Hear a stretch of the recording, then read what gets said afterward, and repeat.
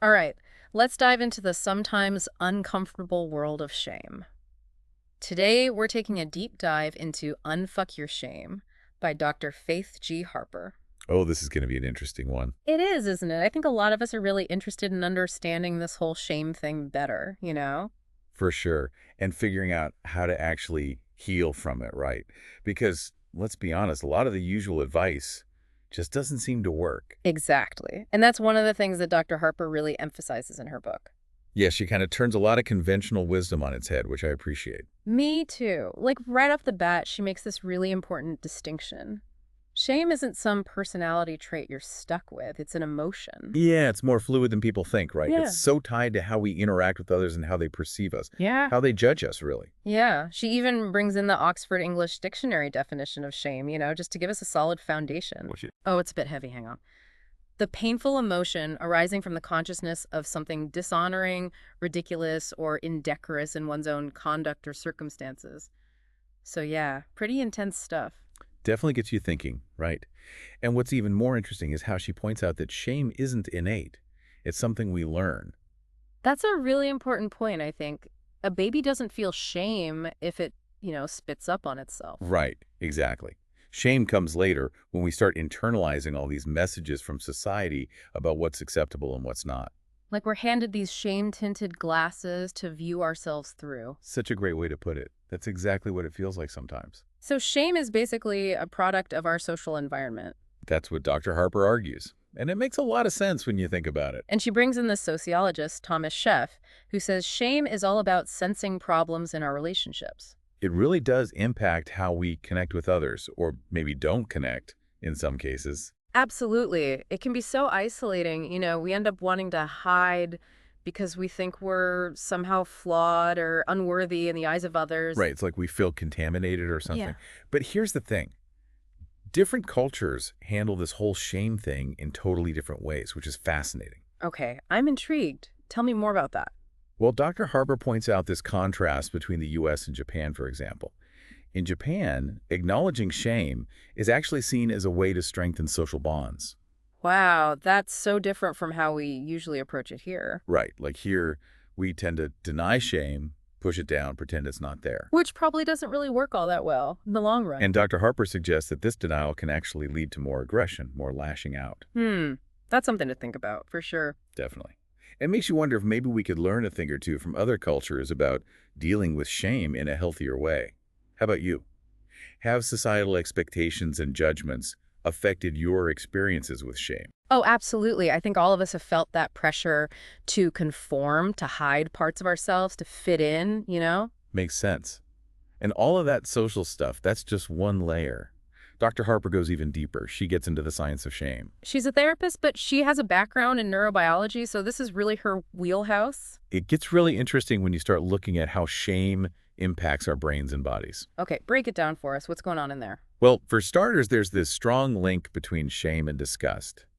Studies show that both emotions activate the same alarm system in our brains. Oh, wow. Like our brains are saying, danger, social threat detected. Pretty much. Yeah. And the part of the brain that lights up is called the anterior cingulate cortex, the ACC, which is involved in processing social information. And it's almost like our brain is telling us that we are literally repulsive, like we are the threat when we feel ashamed. Yeah, it's almost like our brain is hijacking this ancient system that's supposed to protect us from things that could make us sick, rotten food, disease. But with shame, it's like that system gets turned against us. That's wild, like an evolutionary twist gone wrong. Right. And here's where it gets even more interesting. We need to distinguish shame from guilt. They often get lumped together, but they actually trigger very different responses in the brain. Oh yeah, guilt and shame, definitely not the same thing. Exactly. Guilt can actually be motivating in a way. It pushes us to make things right, to take responsibility for our actions. But shame just makes you want to disappear. It does. It makes us want to hide from potential rejection, judgment, you name it. I feel that. So guilt is like, I made a mistake, let me fix it. And shame is like, I am a mistake, let me hide. Perfectly put. It's so important to recognize those differences because that's a huge step toward untangling the hold that shame has on us. How do you typically react to guilt versus shame? I mean, I'm curious.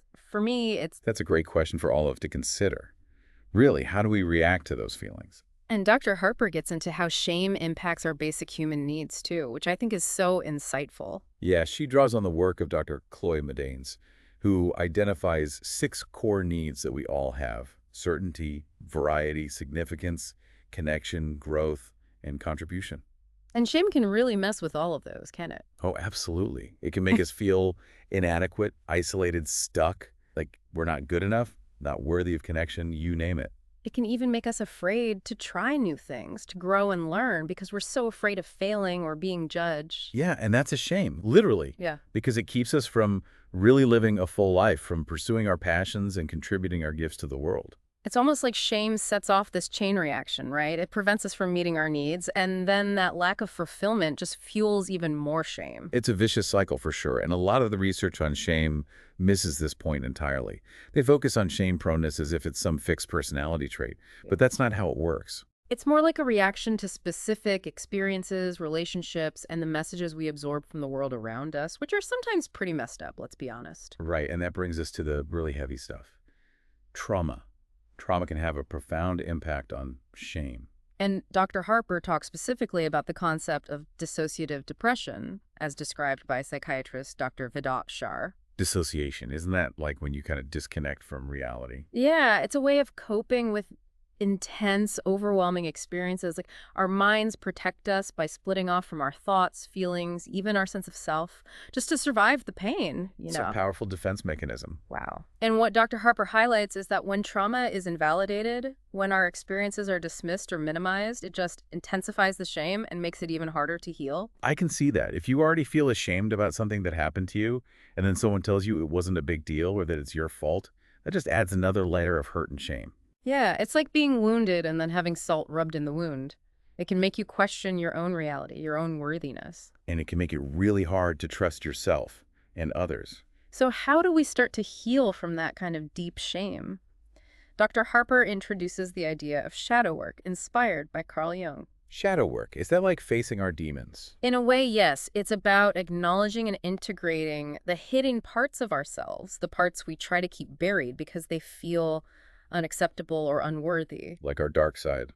Well, it's not just about negative traits, it's also about the positive aspects of ourselves that we've been taught to suppress.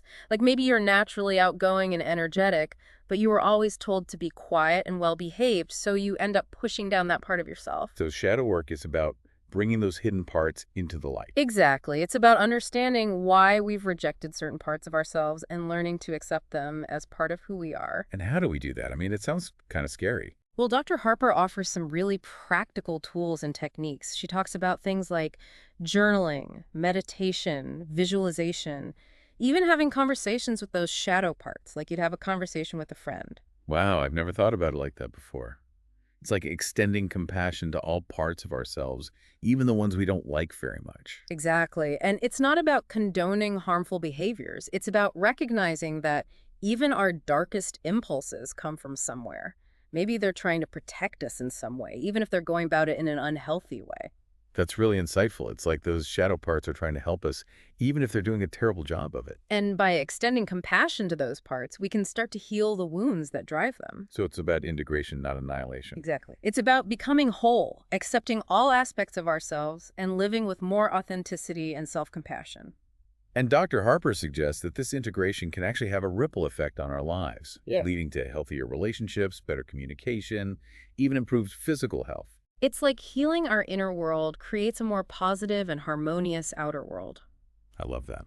But sometimes, shadow work might be just the beginning, especially for those who've experienced deep soul loss due to trauma. Soul loss. That sounds intense. It is. It's like when trauma shatters our sense of self and we lose essential pieces of who we are. Dr. Harper connects this to her own Choctaw heritage. Oh, that's right. She's Choctaw. I'd love to hear more about that connection. She explains that in Choctaw culture, there's a belief in a dual soul. The Shilip, which is the inner spirit, and the Shalombish, which is the outer spirit that animates our physical body.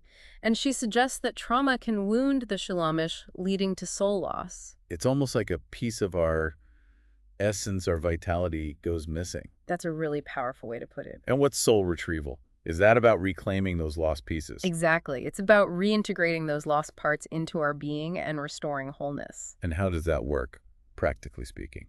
Well, traditionally, soul retrieval has been facilitated by shamans or healers who can journey into spiritual realms to retrieve those lost soul fragments. Like they go on a spirit quest to find the missing pieces. That's a great way to visualize it. But Dr. Harper also empowers her readers to undertake their own soul retrieval journeys, using guided meditations, visualizations, rituals. It's almost like creating a ceremony for ourselves, a sacred space to do this deep inner work. Exactly. And she really emphasizes personalizing it, choosing elements that resonate with you. Music, scents, symbolic objects, whatever helps you feel safe and supported. So it's about creating a ritual that feels authentic and meaningful, a space where you can really open yourself to the possibility of healing. That's beautifully put.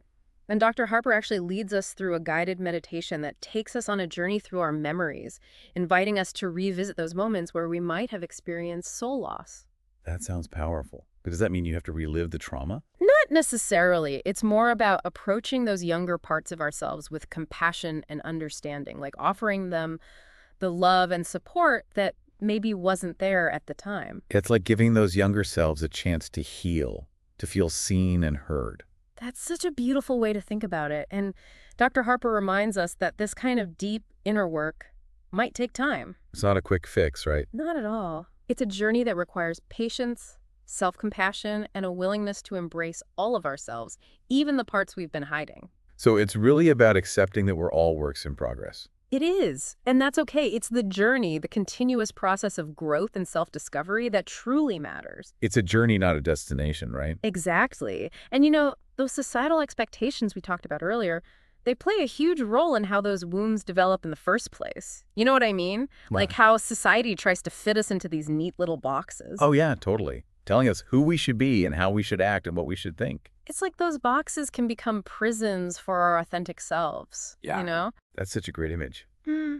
Those boxes as prisons.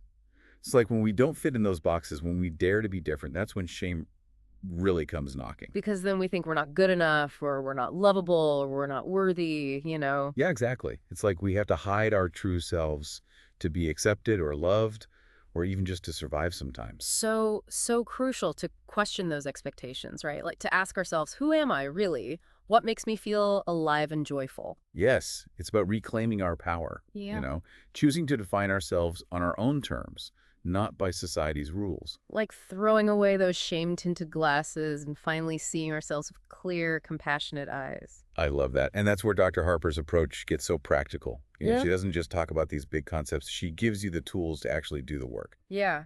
She gives us exercises and rituals to help us explore our shadow selves and connect with our inner child, and even reclaim those lost soul fragments. It's a roadmap. That's a perfect analogy, a roadmap for the journey. Because it is a journey. Yeah. And remember, it's not about being perfect. You know what I mean? No, not at all. It's about embracing all of it. The messiness, the complexity of being human. It's about self-acceptance, warts and all. Learning to love and accept ourselves exactly as we are. Flaws and all. Yes. And she really emphasizes self-compassion, right? Oh, that's huge. She reminds us that we have to treat ourselves with the same kindness and understanding that we would offer a dear friend. Like we would never talk to a friend the way we sometimes talk to ourselves. Right. It's about time we started being our own best friends. Giving ourselves a shoulder to cry on and cheering ourselves on every step of the way. And she offers some amazing tools for cultivating that self-compassion, like journaling. Oh, journaling is so powerful. It is. It's about creating a safe space to just pour out your thoughts and feelings without judgment. No censoring, no editing, just let it all flow. Exactly. And sometimes she'll even give you prompts, like what are you afraid of? Or what brings you joy? Just to kind of get you started. Those prompts can be so helpful. It's like they unlock these hidden beliefs and desires that we might not even be aware of. And they can also help you reconnect with those core needs that shame might be blocking. So important. And I know Dr. Harper also talks about mindfulness a lot, right? Oh, yeah. Mindfulness is a big one for her.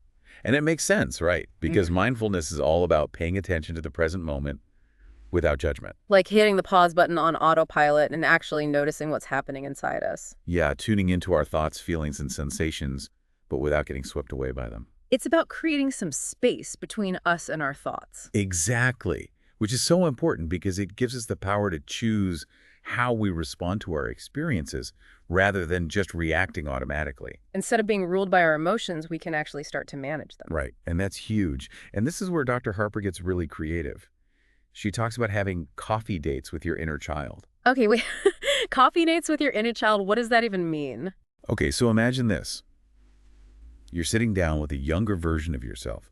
Like the little kid you used to be. Maybe you're offering them a cup of tea or going for a walk in the park, whatever feels right. And you're just there to listen to them. To listen, to offer comfort, to really see and understand them.